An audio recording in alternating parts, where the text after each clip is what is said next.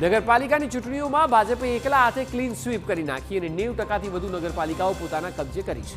ભાજપનો ભગવો હવે લહેરાયો છે. આ પરિણામોમાં અનેક જગ્યાએ મોટા અપસેટ સર્જાયા છે. તમને એ જણાવીએ 5 એવા અપસેટ કે જેની ચર્ચા રાજ્યભરમાં થઈ રહી છે.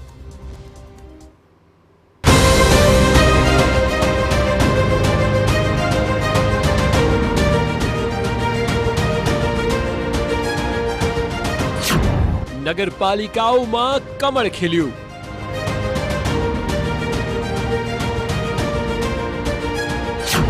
68માંથી 62માં ભાજપની જીત, 1માં કોંગ્રેસ, 2માં બીએસપી કિંગ મેકર.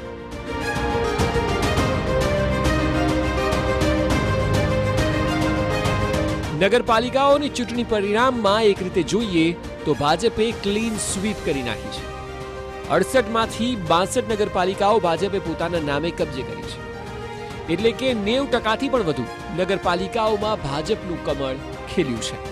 જ્યારે કે કોંગ્રેસને ખૂબ મોટું નુકસાન થયું છે.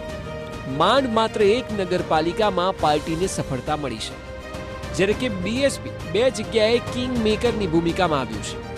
જો કે પરિણામોમાં અનેક એવા અપસેટ છે કે જેની ચર્ચા ચારે કોર થઈ રહી છે. આવા જ કેટલાક અપસેટ આપને બતાવવા જઈ રહ્યા છે. અપસેટ નંબર 1, વિમલ ચુડાસમાની ચેલેન્જ બાદ હાર. છેલ્લા 10 વર્ષથી ચોરવાડ નગરપાલિકામાં કોંગ્રેસનું શાસન હતું, જ્યાં આ વર્ષે ભાજપે પોતાનો ભગવો લહેરાવ્યો છે. આ વર્ષની નગરપાલિકાની ચૂંટણીમાં ગીર સોમનાથના ધારાસભ્ય વિમલ ચુડાસમાએ ચોરવાડ નગરપાલિકામાં ઉમેદવારી નોંધાવી અને ભાજપ સાંસદ રાજેશ ચુડાસમાને ચેલેન્જ ફેંકતા કહ્યું કે તેઓમાં હિંમત હોય તો તેમની સામે પોતે લડે અને તેમની પત્ની સામે પણ તેઓની પત્નીને ઉમેદવારી નોંધાવવી જોઈએ. ત્યારે ચોરવાડ નગરપાલિકાનું પરિણામ આવતાની સાથે જ વિમલ ચુડાસમાના કાર્યકર્તાઓમાં નિરાશા વ્યાપી છે. બીજી તરફ છેલ્લા 10 વર્ષના કોંગ્રેસી શાસનનો અંત આવતા ચોરવાડ નગરપાલિકામાં કમળ ખીલ્યું.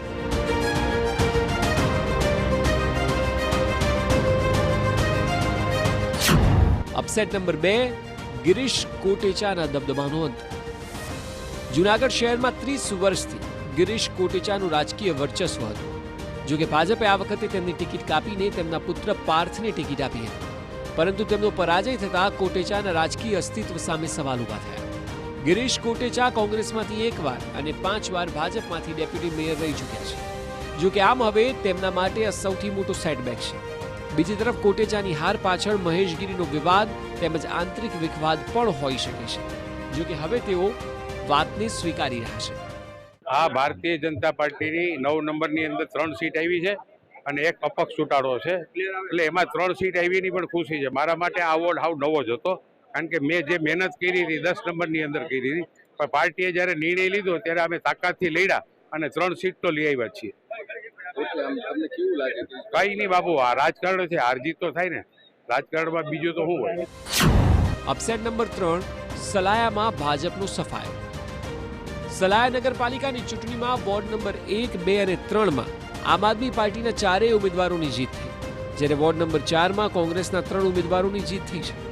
તેમજ 1માં આમ આદમી પાર્ટીના ઉમેદવારની જીત થઈ. સલાયામાં 28 બેઠકોમાં આમ આદમી પાર્ટીના 13 ઉમેદવારોની ભવ્ય જીત નોંધાઈ. વોર્ડ નંબર 5માં કોંગ્રેસની પેનલનો વિજય થયો. 28 બેઠકોમાંથી 15માં કોંગ્રેસે ભવ્ય વિજય મેળવ્યો, જ્યારે 13માં આમ આદમી પાર્ટી છે. ભાજપને અહીં 1 પણ બેઠક મળી નથી. ત્યારે ભાજપની હાર પાછળ બેટ દ્વારકામાં થયેલું ડિમોલેશન કારણભૂત માનવામાં આવે છે. ત્યારે સતત કોંગ્રેસની સત્તા ધરાવતા સલાયામાં હવે આપે એન્ટ્રી કરી છે અને રાજકીય માહોલ બદલાયો છે. કોંગ્રેસના મહામંત્રી બિપેન્દ્રસિંહ જાડેજાએ પ્રજાના તમામ કામ કરવાની બાંહેધરી આપી હતી. જનતાને પણ હૈયાધારણા આપીએ છીએ કે આવતા 5 વર્ષ દરમિયાન સલાયાની જનતાની જે અપેક્ષાઓ કોંગ્રેસ પક્ષ તરફ રાખી છે એ અપેક્ષાઓ અમે પૂર્ણ કરશું. અને સલાયાની અંદરના જે કોઈ કામો છે, જ્યાં સ્ટેટ લેવલે, જિલ્લા લેવલે, જ્યાં પણ આની રજૂઆત કરવી ઘટે. અપસેટ નંબર 4, કાલોલમાં 10 બેઠકો પર અપક્ષનો દબદબો. પંચમહાલની કાલોલ નગરપાલિકામાં 7 વોર્ડની 28 બેઠકોના પરિણામ જાહેર થયા, જેમાં ભાજપે 18 બેઠકો પર જીત મેળવી, જ્યારે 10 બેઠકો પર અપક્ષના ઉમેદવારો જીત્યા છે. ગત વખતે પણ ભાજપ અહીં સત્તા પર હતું. અપસેટ નંબર 5, રાણાવાવ કુતિયાણામાં સપાની જીત. રાણાવાવ અને કુતિયાણા નગરપાલિકામાં સમાજવાદી પાર્ટીનો વિજય થયો. રાણાવાવમાં 28માંથી 20 બેઠક પર સપા વિજય બની છે, જ્યારે ભાજપને માત્ર 8 બેઠક મળી. કુતિયાણામાં 24માંથી સપાને 14 અને ભાજપને 10 બેઠક મળી. કુતિયાણામાં પૂર્વ પ્રમુખ ડેલીબેન ઓડેદરાની જીત થઈ છે, પરંતુ તેમની ટીમની હાર થઈ. અહીં કાંદલ જાડેજાના નાના ભાઈ કાના જાડેજાની જીત થઈ છે. કુતિયાણામાં પરિવર્તન જોવા મળ્યું છે. જનતાની જીત થઈ છે. બધા મારા વાલા મતદાર ભાઈઓ જે કુતિયાણા છે, બે નગરપાલિકામાં રહ્યું છે. બે નગરપાલિકામાં જે નાગરિકો જનતાએ મારી પર વિશ્વાસ મૂક્યો છે તેના બદલ ખૂબ ખૂબ આભાર. અને મારી પર વિશ્વાસ મૂક્યો છે, વિશ્વાસમાં ખરો છું.